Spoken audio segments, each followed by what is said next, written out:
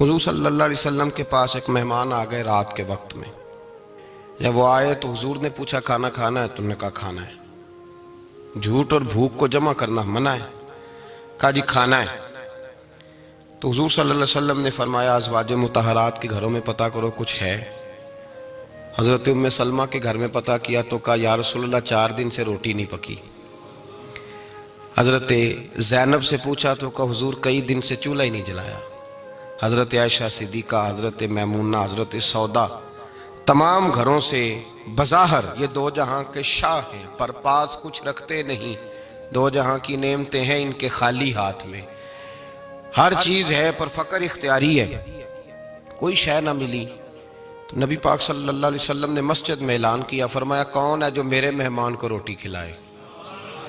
ان لفظوں کا حسن کوئی حسن والا ہی سمجھ سکتا ہے. فرمایا کون ہے جو میرے مہمان کو کھانا کھلائے؟ تو ایک صحابی لے گئے اور اٹھے وہ صحابی جو صحابہ میں غریب تھے، ایک انصاری جو غریب آدمی تھے. بہت زیادہ امیر آدمی اللہ کی راہ میں خرچ نہیں کر پاتا، اس کے لیے مشکل ہو جاتا ہے. اس کے لیے بہت امیر آدمی جو ہوتا ہے نا، وہ جتنا زیادہ امیر ہوتا ہے نا اتنی دیوار اس کے گرد کھڑی ہو جاتی ہے پیسوں کی، مشکل ہو جاتا ہے اس کے لیے. غریب آدمی کھڑے ہوئے. اگرچہ میرے محبوب کے غلاموں میں جو بڑے امیر تھے وہ بھی خرچ کرنے میں بڑے آگے تھے. حضرت عثمان غنی رضی اللہ تعالیٰ عنہ، حضرت عبد الرحمن ابن عوف، حضرت ابو بکر صدیق رضی اللہ. لیکن یہ غریب آدمی کا حضور میں لے جاؤں گا، میں لے کے جاؤں گا. اور یہ بخاری مسلم ہے. حضور نے فرمایا لے جاؤ. وہ اب صحابی گھر لے گئے اور بیوی سے مشورہ کیا. بات پہ غور کرنا، ہر چیز کی بھوک دیکھی جا سکتی ہے، بچوں کی نہیں دیکھی جا سکتی. وہ انصاری حضور کے مہمان کو گھر لے گئے، جا کے بیوی سے مشورہ کیا. کہا بھلی مانس گھر میں کچھ ہے؟ تو اس نے کہا تھوڑا سا بچوں کے لیے کھانا رکھا ہے. بچوں کے لیے. بچے تو بزدل کر دیتے ہیں، بچے تو آدمی کو بزدل کر دیتے ہیں، بچے تو مار دیتے ہیں، کلیجہ پھٹ جاتا ہے بچہ بھوکا ہو تو، نیند ہی نہیں آتی. اب صحابی اپنی بیوی سے کیا کہتے ہیں؟ کہتے ہیں بچوں کو بہلا کے سلا دے، اور رسول اللہ کے لیے نہیں، رسول اللہ کے مہمان کے لیے. بھئی نبی پاک کے لیے نہیں، حضور کے. تجھ سے در در سے سگ اور سگ سے ہے مجھ کو نسبت، میری گردن میں بھی ہے دور کا پٹکا تیرا. تجھ سے در در سے سگ سگ سے ہے مجھ کو نسبت. لمبی بات ہے. کہ بچوں کو سلا دو. بی بی نے بچوں کو سلا دیا تو میاں بیوی کا مشورہ ہوا کہ مہمان کے ساتھ بیٹھ کے روٹی کھانا بھی سنت ہے. تو اب مہمان کے ساتھ بیٹھ کے کھانا بھی ہے تو کھانا ہے 1-2 آدمی کا. اب خاوند اپنی بیوی کو تیار کرتا ہے کہ میں بھی کھانے پہ بیٹھ جاؤں گا، تو بھی بیٹھ جانا. اور جب مہمان کھانے میں ہاتھ ڈال لے تو اٹھنا، کہنا او ہو دیا تو صحیح کیا ہی نہیں، ابھی بجھ جائے گا. اور جا کے دیا بجھا دینا. ہم ہاتھ ہلاتے رہیں گے، مہمان روٹی کھاتا رہے گا. اور یار اس درد کو، اس کیف کو سمجھو. گھر میں بچے بھی بھوکے، بچوں کی ماں بھی بھوکی، بچوں کا باپ بھی بھوکا. دسترخوان پہ روٹی لگ گئی، روٹیاں چن ڈالیں. بی بی اٹھی کہنے لگی او ہو چراغ تو صحیح کیا ہی نہیں، یہ تو بجھ جائے گا. حوصلے مند بی بی جس نے بچے بھوکے سلا دیے. وہ بھوکے سوئے ہوئے بچوں کی بھوکی اماں اٹھی اور اپنے خاوند کی تابع داری میں اٹھی. میں گڈی تے ہتھ ڈور سجن دے، وہ جنج رکھے اونج رہنا ہے. اٹھی اور اس نے نہ دیا ٹھیک کرنے کے بہانے بجھا دیا. مہمان روٹی کھاتا رہا اور رسول اللہ کے نوکر قربانی دیتے رہے. وہ روٹی کھا کے سیر ہو کے بستر بچھایا تو سو گیا. یہ میاں بیوی ساری رات بچوں کی طرف دیکھتے رہے اور غور کرتے رہے اور راضی رہے کہ ہم نے حضور کا فریضہ نبھایا ہے. قربان جاؤں محبوب پہ، بے خبر ہو جو غلاموں سے وہ آقا کیا ہے. وہ صحابہ وہ اگر قربانیاں دیتے تھے تو جو اعزاز ملتا تھا وہ بھی بڑا شان والا ہے. صحابی کہتے ہیں میں فجر کی نماز پڑھنے مسجد آیا، پہلا قدم رکھا تو میرے کریم بولے. حضور نے فرمایا رات جو تو نے اور تیری بیوی نے عمل کیا ہے خدا کو بھی بڑا پسند آیا ہے، محمد مصطفیٰ کو بھی بڑا پسند ہے. اور پھر ایک لفظ اور ہے حدیث میں، ایک روایت میں کچھ جملے اور بھی ہیں. حضور نے فرمایا جب تو اور تیری بیوی رات مہمان کے ساتھ ایثار کر رہے تھے نا تو عرش کا مالک تمہیں مسکرا مسکرا کے دیکھ رہا تھا. رب تمہیں دیکھ کے مسکرا رہا تھا، رب تمہیں دیکھ کے مسکرا، تر دامنی پہ شیخ ہماری نہ جائیے، ہم دامن نچوڑ دیں تو فرشتے وضو کریں۔ پر میں وہ مسکرا رہا تھا کہ میرے بندے میرے رسول کی رضا کے لیے کیا کر رہے ہیں۔ اور صاحب دیکھو، نبی پاک کے لیے نہیں، خاندان کے لیے نہیں، خاندان نبوت کے لیے نہیں، حضور کے نہ سمجھیں یار، اس پہلو کو سمجھیں، نبی پاک کے بریلی کے امام بول پڑے، فرمانے لگے تجھ سے در سے سگ سے ہے مجھ کو نسبت، تجھ سے در سے سگ کتے کو کہتے ہیں فارسی میں۔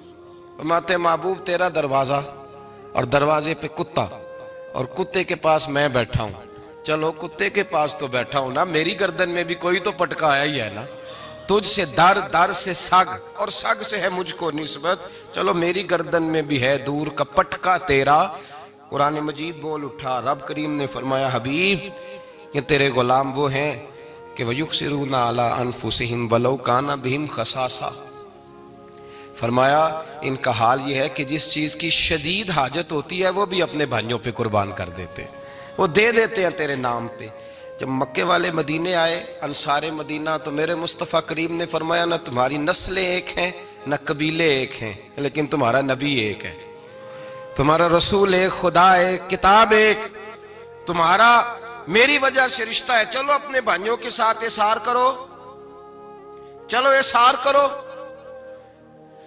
اگر کسی کے 2 مکان تھے تو اس نے ایک اس کو دے دیا جو مکے سے آیا تھا، 2 باغ تھے تو ایک دے دیا، کسی کے پاس ایک تھا تو آدھا بانٹ کے دے دیا، ہر چیز تقسیم کر دی۔ حالات بدل جاتے ہیں، حالات بدل جاتے ہیں۔ تلک الایام نداولها بین الناس، اللہ لوگوں کے درمیان دن بدل دیتا ہے، حالات بدل گئے، بڑا مال غنیمت آیا، بنو نزیر کا علاقہ فتح ہوا تو میرے رسول پاک صلی اللہ تعالیٰ علیہ وسلم نے انصار مدینہ کو اکٹھا کیا، فرمایا بھئی مال اب بڑا آ گیا ہے، 2 باتیں، یہاں تو اس طرح کرتے ہیں کہ میں ان کو کہتا ہوں جو مکے سے آئے تھے کہ جتنی تمہاری جائیدادیں باغ انہوں نے لیے ہیں واپس کر دیتے ہیں تمہیں، اور جو مال آیا ہے وہ بھی تم میں سے آدھا آدھا دونوں کے درمیان بانٹ دیتے ہیں، یا جیسے تمہارا دل چاہے، تمہارے مال بھی واپس کرتے ہیں اور جو وہاں سے مال آیا وہ تمہارے بیچ بانٹ دیتے ہیں، یا اگر تم کہو تو یہ مال ان کو دے دیتے ہیں مہاجرین کو، اور تمہیں تمہارے مال واپس مل جاتے ہیں۔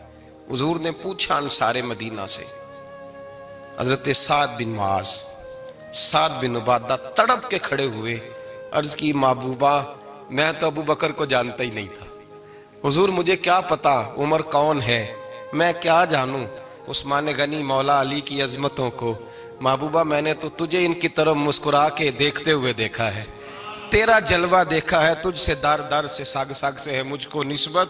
یا رسول اللہ صلی اللہ علیہ وسلم ہم سے مشورہ نہ کریں، آپ اس طرح کریں جو جائیدادیں ہم نے انہیں دی ہیں وہ بھی ان کے پاس رہنے دیں، اور جو مال آیا ہے وہ بھی ان میں تقسیم کر دیں، اس لیے کہ ہمیں تو بس اتنا پتہ ہے کہ یہ آپ کے غلام ہیں، آپ کے نوکر ہیں، ہمیں اس سے زیادہ کسی چیز کے کوئی غرض، بس آپ کے غلام ہے، بات ختم ہو گئی۔ حضور خاموش ہو گئے۔ صحابہ کہتے ہیں دیر کے بعد ہم نے کہا فیصلہ ہونا چاہیے، فیصلہ پتہ کیا ہوا؟ حضور نے ہاتھ اٹھائے، کہا اے اللہ میرے مدینے والوں پہ رحم فرما، اے اللہ میرے انصار پہ رحم فرما، اللہ ان کے جذبے قبول فرما۔ بھائی احسار والی زندگی وہ کیا بات ہوئی کہ میں نے بڑی قربانی دی ہے، اور جب تک تو قربانی نہیں دیتا تو قدر والا نہیں ہوتا۔ جو چیز قربانی سے حاصل ہوتی ہے اس کی قدر ہوتی ہے، جو چیز مفت میں آ جاتی ہے اس کی کوئی قدر نہیں ہوتی، کوئی قدر نہیں۔ میں اکثر سوچتا ہوں کہ حضرت خواجہ اجمیری کے خلیفے اجمیر میں بھی تو ہونے چاہیے تھے نا، لیکن ان کے خلیفے اجمیر میں نہیں ہوئے، دلی میں ہوئے۔ تو میں سوچتا ہوں دلی والوں کے خلیفے دلی میں ہونے چاہیے، لیکن دلی میں نہیں ہوئے، پاک پتن میں ہوئے، تو پاک پتن والوں کے یہاں ہو جاتے۔ وہ اس لیے کہ قربانی جو دیتا ہے نا، جو دور سے چل کے آتا ہے وہ قربانی کرتا ہے، قربانی دیتا ہے، اس کو قدر زیادہ ہوتی ہے۔ ہم نے کسی شے کے لیے کبھی قربانی نہیں دی، نہ دین کے لیے، نہ قرآن کے لیے، نہ مسجد کے لیے، نہ شیخ کے لیے، نہ طریقت کے لیے، قربانی تو ہے ہی نہیں۔ تو جو شے مفت ملتی ہے اس کا نہ مزہ آتا ہے نہ قدر ہوتی ہے۔ جو چیز قربانی کر کے لیتے ہو نا، قربانی کر کے، اس کی قدر ہوتی ہے۔ کسی لیے کہا تھا کسی درویش نے، اس نے کہا تھا قدر نبیدہ ایک کی جانن دنیا دار کمینے، قدر نبی دا جانل واگے سو گئے وچ مدینے. ان سے پوچھو نا، ان سے پوچھو ان حضرات کو کتنی قدر تھی. قربانی اپنی زندگی میں دینا سیکھیں. ایک ہوتی ہے بندے کی ذاتی خواہش، اس کو کچلنا بڑا مشکل ہوتا ہے. قربانی بڑی ضروری چیز کا نام ہے، اور جو قربانی دینا سیکھ جاتا ہے وہ بچ جاتا ہے.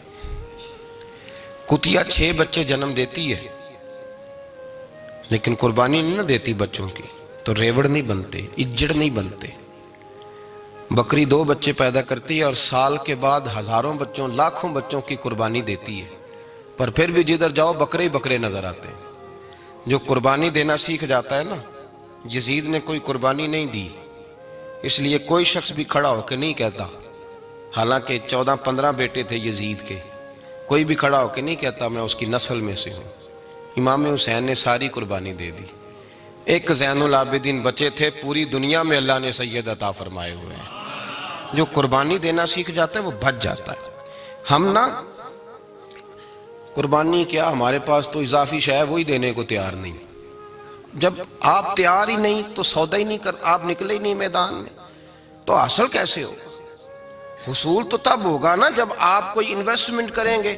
تو آپ انویسٹ ہی نہیں کر رہے تو بھائی آپ نے پودا ہی نہیں لگایا تو پھل کیسے ملے؟ قربانی نہیں دی تو وہ درجہ کیسے ملے؟ اس کے لیے تو قربانی ضروری ہے. اب تمام صحابہ کی زندگی پڑھ لیں، حضرت ابو بکر سے لے کر حضرت بلال تک، یہ سارے قربانی والے ہیں. آپ تمام اولیاء کی صفت پڑھ لیں، حضرت غوث اعظم، جیلانی، داتا علی اجویری، خواجہ معین الدین، یہ سب قربانی والے لوگ ہیں. قربانی دیتے رہے تو بچے ہوئے ہیں. ان کے جو ساتھ تھے وہ بھی قربانیوں والے تھے. قربانی حصہ ہے طریقت کا، قربانی ضروری ہے. اور ہمارے صوفیاء تو کہتے ہیں جس شخص نے تصوف میں آ کے قربانی نہیں دی. بزرگوں کے پاس ایک شخص آیا، غالباً خواجہ نظام الدین محبوب الہی کی بات ہے، میرے ذہن میں نام پورا نہیں سما رہا. تو ایک مرید نے آ کے کہا حضور زکوٰۃ کتنی دینی ہے؟ فرمایا 2.5%. تھوڑی دیر کے بعد حضرت نصیر الدین چراغ دہلوی آ گئے، کہا حضور اللہ کے راستے میں کتنے دینے ہیں؟ فرمایا 50%. ایک ساتھی قریب بیٹھا تھا، اس نے کہا پہلے کے لیے 2.5% کا فتویٰ تھا، اس کو کہہ دیا دے دے. چند منٹ گزرے تو حضرت امیر خسرو بھی آ گئے، کہا حضور زکوٰۃ کتنی دینی ہے؟ فرمایا جو ہے سارا ہی لے آ، تیری 100% ہے. تو وہ ساتھی جو قریب بیٹھے تھے اس نے کہا بابا فتوے علیحدہ علیحدہ ہیں. فرمایا فتویٰ ایک ہی ہے، بندے علیحدہ علیحدہ ہے. فتویٰ ایک ہی ہے، مجھے پتہ ہے کون کتنے دے سکتا ہے. وہ جس کو میں نے 2.5% کہا ہے وہ بھی جا کے حساب کتاب کرے گا، اس نے 2.5 بھی پورا نہیں دینا. فرمایا جس امیر خسرو کو میں نے کہا نا سارا لے آ، اس کا دل کرے گا میں اپنا مکان بھی توڑ کے لے آؤں. میں نے فتویٰ ایک ہے، بندہ دیکھ کے بات کی ہے. بھائی قربانی نہیں ہے، اظہار ہی نہیں ہے، جذبہ ہی نہیں ہے، ہمارا مزاج ہی نہیں ہے. لیکن نا یہ اب ایک تو شریعت کی قربانی ہے نا، یہ تو اس پہ بھی لوگ بڑا سوچیں گے، اس پہ بھی لوگ بڑا سوچیں گے. فتوے پوچھتے پھریں گے کہ جی میرے اوپر تو ابھی میں نے تو 15,500 قرضہ دینا ہے، دوں کہ نہ دوں، کون سی دوں؟ فتوے پوچھیں گے. دینے کی دفعہ فتوے پوچھیں گے اور لینے کی دفعہ چھٹی، جو آتا ہے آنے دو. کبھی لینے کی دفعہ بھی فتویٰ پوچھنا صاحب کہ یہ مجھے اتنا مال آ رہا لے لوں کہ نہ لوں. وہ لے لیا، قابو کر لیا. جب دینے کی باری آئی تو فتویٰ احصار کریں. اور احصار صفت ہے مسلمان کی، یہ احصار کرنے لگتا ہے تو بچنے لگ جاتا ہے، اس کا فائدہ ہونے لگ جاتا ہے. قربانی دینے لگ جاتا ہے تو بچ جاتا ہے. کسی نے کہا تھا سن اے مسلمان، یہ نکتہ فیض قرآنی میں ہے، عظمت و اسلام اور مسلم صرف قربانی میں ہے. اگر تو جینا چاہتا ہے تو قربان ہو، اپنے مزاج میں قربانی. اور ایک عیسائی اسکالر تھا امریکہ کا، صرف ایک حدیث پڑھ کے مسلمان ہو گیا، کلمہ ہی پڑھ گیا. حدیث کیا ہے؟ جنگ یرموک ہے. تو 7 صحابہ زخمی ہیں، چور چور زخموں سے لیٹے ہوئے ہیں، گرمی بڑی شدید ہے. العطش العطش، پیاس پیاس پیاس پکارے ایک صحابی. ایک آدمی دوڑا دوڑا آیا، پانی کا برتن ہاتھ میں ہے، اس کے منہ کے قریب پانی کیا تو قریب ایک اور زخمی نے کہا میں بھی پیاسا ہوں.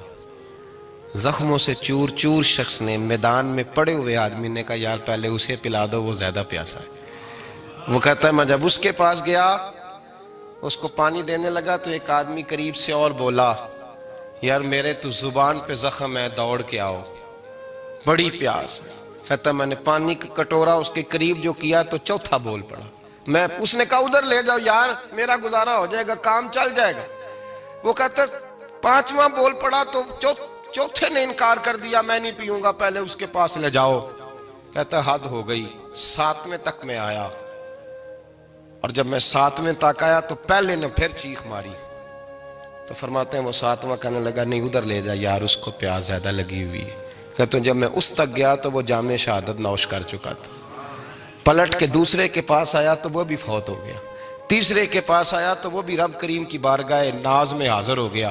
ساتوں شہید ہو گئے۔ تو پانی کا کٹورا میرے ہاتھ میں رہا۔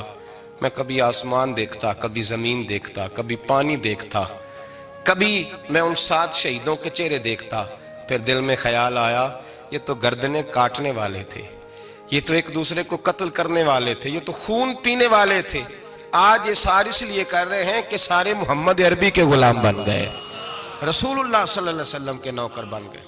وہ کہتا میں نے حدیث پڑھی تو میں مسلمان ہو گیا۔ میں نے کہا یہ جذبے دنیا دار بندہ پیدا نہیں کر سکتا، یہ جس نے جذبہ پیدا کیا ہے وہ اللہ کا سچا رسول ہے۔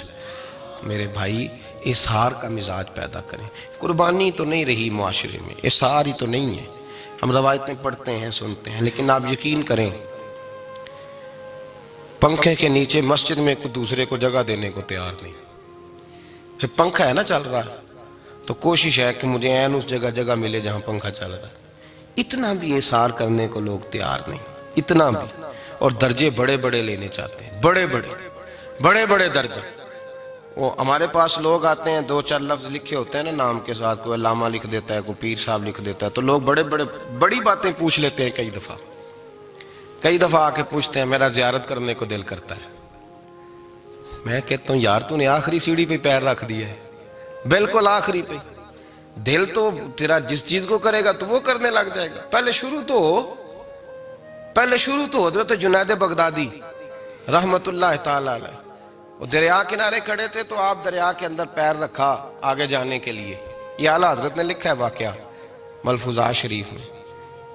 دریا پار کرنے کے لیے پیر رکھا تو ایک شخص کہنے لگا حضور مجھے بھی ساتھ لے لیں۔ آپ نے فرمایا میں دریا پار کروں گا تو اس طرح کرنا، میرا کرتا پکڑ لے اور یا جنید یا جنید کہنا شروع کر دے۔ یا جنید یا جنید، اس پہ فتویٰ بھی لگ جاتا ہے، پر کیا کرے، اب مسئلہ تو صحیح ہے نا۔ تو پیر میرا پیچھے سے کرتا پکڑ لے اور یا جنید کہہ، وہ کہتا ہے پیر رکھا نا حضرت نے پانی میں تو میں بھی پیچھے۔ تو حضرت جنید بغدادی کیا کہتے ہیں یا رحمان یا اللہ، یا رحمان یا اللہ، وہ خود یہ پڑھ رہے ہیں اور مجھے لگایا یا جنید پہ۔ کہتے ہیں دریا میں وہ بھی چلنے لگے تو میں بھی، یوں لگا جیسے پکے فرش پہ چل رہے ہیں۔ کہتے ہیں تھوڑا سا گزرا تو میں نے کہا بابا خود یا رحمان یا اللہ کہہ رہا ہے اور مجھے یا جنید پہ لگایا ہوا ہے، تو چلو میں بھی یا رحمان یا اللہ پڑھتا ہوں۔ کہتے ہیں میں نے یا رحمان یا اللہ کہا تو میں ڈوبنے لگ گیا، دریا میں ڈوبنے لگا۔ تو حضرت فرمانے لگے تجھے کہا نا یا جنید کہہ، کہتے پھر یا جنید کا تو پھر اوپر آ گیا۔ تھوڑا اور جا کے اب شیطان باز تو آتا نہیں، الذی یوسوس فی صدور الناس، یہ جاتا تو دل تک ہے نا، باز تو آتا نہیں۔ دن میں 36 دفعہ تو مشورہ دیتا ہے کہ سیدھی نماز پڑھو، یہ کس چکر میں لگ گئے، روز تو تقریر کرتا ہے۔ کہتا پھر دل میں وسوسہ آیا تو پھر میں نے جا کے کہا کہ یہ مجھے خود یا رحمان یا اللہ اور میں یا جنید۔ پھر میں نے کہا یا رحمان یا اللہ تو پھر ڈوبنے لگا۔ کہتے ہیں بابے نے پکڑ کے نکالا، کہا چپ کر کے یا جنید کہہ اگر پار جانا ہے تو، یا جنید کہہ۔ کہتے کنارہ آ گیا تو میرے دل میں خود ہی تھی، وسوسہ تھا کہ بابا تو یا رحمان یا اللہ کہے تو ترے، میں کہوں تو ڈوبے۔ میرے دل میں وسوسہ تھا۔ اللہ والے ادھار تو رکھتے ہی نہیں نا، جو بات دل میں آتی ہے وہ بیان پہلے کر دیتے ہیں، ادھار تو ہے ہی نہیں ان کے ہاں۔ وہ تو کہتے ہیں تجھے بولنے کی گنجائش ہی نہیں دیں گے، تیرے سوال دل میں ہوگا جواب ہماری زبان پہ ہوگا۔ یہ تو چکر ہی نہیں نا، بالکل کوئی کھاتا ہی نہیں۔ رب کریم کا بندہ تو بات ہی وہ کرتا ہے جو کو دل میں لے کے آتا ہے۔ فرماتے ہیں جیسے ہی میرے دل میں یہ وسوسہ تھا، حضرت جنید بغدادی رحمت اللہ تعالیٰ علیہ باہر نکل گئے تو پلٹ کے میری طرف دیکھا اور مسکرا کے فرمانے لگے بیٹا جنید تک تو پہنچ لے، اللہ تو ابھی بڑی دور ہے، ابھی جنید تک تو پہنچ جا، ابھی تو جنید تک نہیں پہنچا، ابھی تو میرے تک تو پہنچ جا، اللہ تو ابھی بڑی دور ہے، تو ڈائریکٹ ہی وہاں تک جانے لگا ہے۔ شروع تو ہو ابھی، تو یہاں لوگ سیدھا ہی آ کے کہتے ہیں زیارت کرنی ہے۔ مجھے ایک صاحب کہنے لگے جی میں نے ایک پیر صاحب کے بارے میں سنا ہے ان کی بیعت ہوتے ہی بندے کو نبی پاک کا دیدار ہو جاتا ہے۔ میں نے کہا ٹھہر جا ذرا، اس کو بھی کہہ بریک پہ پیر رکھے، بیعت کرتے ہی دیدار ہو جاتا ہے۔ یہ کوئی لوٹ سیل ہے؟ زندگی گزر جاتی ہے انسان کی، مر جاتا ہے، اور جس کو حضور کا دیدار ہو پھر بچ جائے، پھر قائم رہے، پھر اس کی زندگی نہ بدلے، پھر اس کا دنیا سے کوئی تعلق رہ جائے۔ یہ پوچھ ابو بکر صدیق سے جنہیں دیدار ہوا تھا، جب دیدار ہوا تو یار رہا ہے، باقی کوئی شے بھی نہیں رہی، پھر محبوب رہے اور کچھ بھی نہیں بچتا۔ تو وہ کس طرح کا ہے جو دیدار بھی کراتا ہے اور پھر کہتا جاؤ دکان بھی کھول لو جا کے؟ یہ کیسی بات؟ وہ ایک منزل ہے، وہ اپنی جگہ پہ آ کے آتی ہے، اور یہی بہتر ہے کہ پردوں میں وہ پردہ پوش رہے۔ وہ اگر پردے اٹھا دے تو کسے ہوش رہے، پھر مشکل ہو جاتا ہے معاملہ، مشکل ہو جاتا ہے۔ تو بھائی یاد رکھیں، قربانی دینا سیکھیں، اثار کرنا سیکھیں، اور صفر سے شروع کریں۔ زندگی میں ہم لینے کے چکر میں پڑ جاتے ہیں تو نقصان اٹھاتے ہیں۔ عقل کے گھوڑے کم دوڑائیں، محبت کے ساتھ عمل زیادہ کریں، دماغ کا استعمال کم کریں اور عمل زیادہ کریں، زیادہ عمل کریں، ورنہ شیطان تو نماز بھی نہیں پڑھنے دے گا۔ وہ تو کہے گا کہ جناب چلو ٹھیک ہے اللہ نے معاف ہی کر دینا ہے نا، وہ تو کچھ بھی نہیں کرنے دے گا۔ دماغ کا استعمال کم کریں اور عمل زیادہ کریں، جد و جہد زیادہ کریں، اظہار کریں، قربانی کریں، اپنی زندگی میں کریں، کسی کے لیے کچھ اظہار کریں، کسی کو کچھ دیں۔ یہ جو ہم اولاد کے لیے قربانی دیتے ہیں نا، تو یہ قربانی نہیں ہوتی، یہ لالچ ہوتا ہے، یہ سودا ہے۔ پتہ ہے آپ کو یہ سودا ہے؟ ہم بچپن میں ان کی خدمت کریں گے، یہ بڑھاپے میں ہماری خدمت کریں گے، تو یہ تو تجارت ہے، یہ کوئی اصول نہیں۔ میرے بچے بڑے ہو گئے تو مجھے خیر صلی اللہ، یہ تجارت ہے بھائی، یہ تجارت ہے، یہ قربانی نہیں، تو تجارت ہے۔ یہ آپ جو کر رہے ہیں یہ تو کمیٹی ڈال رہے ہیں آپ، اور چونکہ نیت یہ ہوتی ہے خدمت کی، تو پھر نصیب والوں کو خدمت ملتی ہے، قسمت والوں کو ملتی ہے۔ ورنہ بچے کہتے ہیں ابا جی ٹھیک ہے آپ نے ہماری خدمت کی تو سارے کرتے ہیں، آپ نے کوئی نوکی تھوڑی کی ہے، چھٹی آپ وہاں بیٹھیں، چائے ملے گی وقت پہ پہنچے گی، لیکن آپ مداخلت نہ کریں کسی چیز کے اندر، تجارت نہ کریں، اظہار کریں، قربانی کریں۔ ہمارے صوفیاء یہ کہتے ہیں اولاد سے بھی توقع نہ کرو خدمت کی، نہ توقع کرو، بس یہ کہو کہ میرا رب مجھے بڑھاپے۔ دیکھیں نا نبی پاک صلی اللہ علیہ وسلم نے دعا مانگی، اے اللہ ارذل العمر ہونے سے بچا، عمر کے اس حصے سے بچا جس میں دوسروں پر انسان بوجھ بن جاتا ہے، دعا مانگ۔ تو یہ لالچ بھی نہ کبھی زندگی میں رکھیں کہ میری فلاں آدمی خدمت کرے گا، یہ لالچ بھی برا ہے، اس پر بھی توجہ نہ کریں۔ اپنی دنیا آپ پیدا کر اگر زندوں میں ہے، سر آدم ہے، ضمیر کن فکاں ہے زندگی، یاد رکھیں۔ ہوش آنے سے لے کر اپنا یہ ذہن بنا لیں کہ میں آج سے اپنے آپ کو خود چلاؤں گا، میں سایہ دوں گا، بھکاری مان کے کبھی کسی سے سہارا مانگوں گا نہیں، سہارا دیں، کسی کے لیے قربانی دیں، اظہار کریں، جد و جہد کریں۔ جو چیز آپ کے بس میں ہے وہ تو ہے، جو بس میں نہیں اس میں بھی کوشش کرنے کی آپ کوشش کریں، تگ و دو کریں۔ قربانی سے انسان سنور جاتا ہے، بن جاتا ہے۔ اللہ تبارک و تعالی ہمیں سنورنے اور بن جانے کی توفیق عطا فرمائے۔